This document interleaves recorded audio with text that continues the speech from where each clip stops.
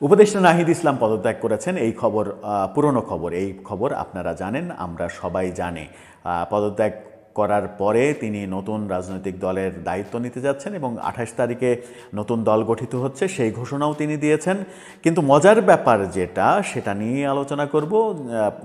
নাহিদ ইসলামের সংবাদ সম্মেলন, নাহিদ ইসলাম যে সংবাদ সম্মেলন করলেন, সেই সংবাদ সম্মেলন নিয়েই সেই সংবাদ সম্মেলন আদৌ হতে পারে কিনা, সেই সংবাদ সম্মেলনের বৈধতা আছে কিনা, সেটা নিয়েই আলোচনা করব এই ভিডিওতে। থাকবেন নিয়মিত আয়োজনে। উপদেষ্টা নাহিদ ইসলামের পদত্যাগ, তিনি পদত্যাগ করেছেন, এটা পুরনো খবর, বাসি খবর, এবং তিনি তারপরে সংবাদ সম্মেলন করেছেন, সেটাও পুরনো খবর।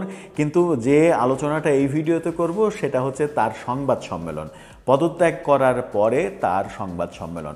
পদত্যাগ যখন করে ফেলেছেন তখন তিনি আর উপদেষ্টা নন।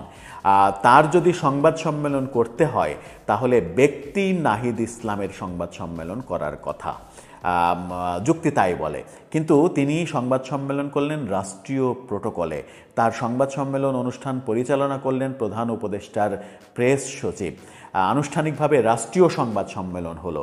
একজন উপদেষ্টা পদত্যাগ করেছেন, মন্ত্রী পদত্যাগ করেছেন, পদত্যাগের পর কি তার রাষ্ট্রীয় প্রোটোকল থাকে? থাকে না। যদি না থাকে তাহলে তার রাষ্ট্রীয় প্রোটোকলে সংবাদ সম্মেলন হওয়ার কথা নয়।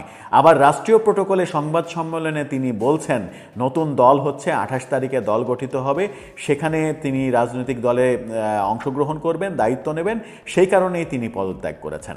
এই কথা বলছেন, অর্থাৎ রাজনৈতিক দলের দায়িত্ব নেওয়ার জন্য বলছেন। সরকার কি তাহলে ওই বিশেষ রাজনৈতিক দলের সরকার? এই সরকার তো নিরপেক্ষ সরকার হওয়ার কথা।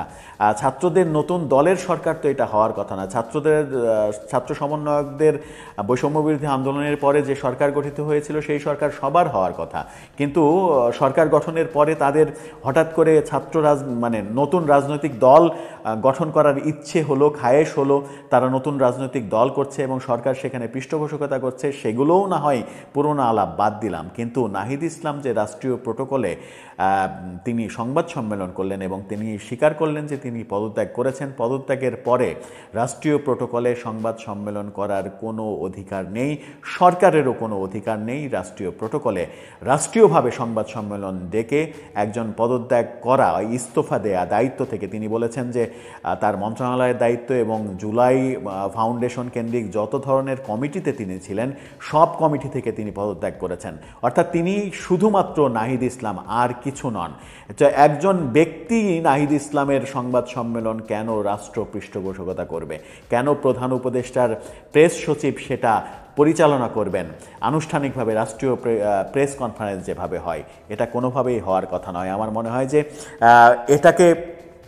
এটাকে এক ধরনের স্বেচ্ছাচারিতা বলা যায়। সরকার এই কাজটা খুবই ভুল কাজ করেছে। এই ভুল কাজ, একের পর এক ভুল কাজের সিরিয়ালে এটা একটা বড় ধরনের ভুল কাজ। এই ভুল কাজ তাদের সামনে অনেক বড় বিপদে ফেলতে পারে। এমনকি যে ইনক্লুসিভ এবং ক্রেডিবল নির্বাচনের কথা সেনাপ্রধান বলেছেন, সেই নির্বাচন এই সরকারের অধীনে হবে না, এমন দাবিতে সব রাজনৈতিক দলের সোচ্চার হওয়ার ঘটনাও যদি সামনে আমরা দেখি তাহলে অবাক হওয়ার কিছু থাকবে না। কি হতে চলেছে তাহলে সামনে, কি করছে তাহলে সরকার, সেই প্রশ্নগুলো উঠেই আসে। দর্শক, আপনার মতামত জানিয়ে লিখতে পারেন আমাদের কমেন্ট।